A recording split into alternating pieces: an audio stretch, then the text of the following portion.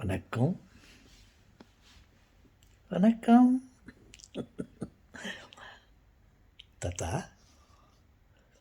அன்றைக்கி ஒருத்தர் ரோட்டில் போகும்போது ஏதோ அவருக்கு தெரில, அவர் ஏதோ பேஷண்ட் போயிருந்தார். கடவுளுக்கு கண் இல்லை அப்படின்னு சொல்லியிருந்தார். நான் அப்படியே போயினேன். இந்த ஸ்கூல் போகும்போது என் காதில் விழுந்துச்சு அவர் சொன்னது. அவர் சொன்னது கரெக்டாக தாத்தா?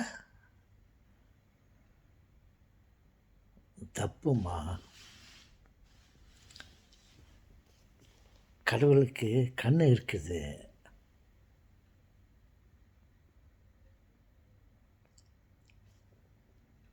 காது இருக்குது, மூக்கு இருக்குது, வாய் இருக்குது, சூடு சொரணை எல்லாம் இருக்குது. உங்களுக்கு எப்படி தெரியும் தாத்தா?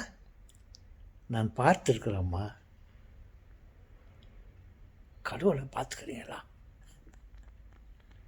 எஸ் செல்வங்களே, என் கண்குளிர பார்த்துருக்கிறேன். கடவுளுக்கு கண் இருக்குது. பாவம், அவருக்கு கடவுளுக்கு கண் இருக்கிறது தெரில. எனக்கு அவர் பார்க்கல. அவர் இல்லைன்னு சொல்கிறாரு. நான் பார்த்துருக்குறேன் கடவுளை.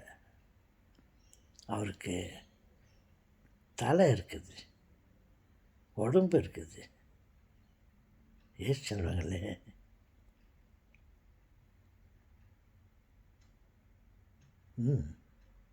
கடவுளுக்கு கண், காது, மூக்கு, வாய், நாக்கு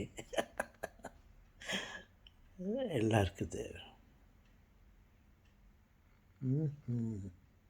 சரிங்க தாத்தா, அதான் உங்கள்கிட்ட கேட்கலான்ட்டு இருந்தேன். அவர் சொல்லிட்டு போனார் கடவுளுக்கு கண் இல்லைன்னு சொல்லிட்டு. அது உங்கள்கிட்ட கேட்டாக்கா நீங்கள் கரெக்டாக சொல்லுவான்னு. நான் கரெக்டாக சொல்கிறேம்மா.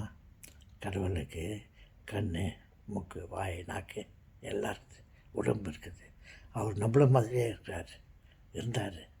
என்கிட்ட வந்தார், என்கிட்ட பேசினார்.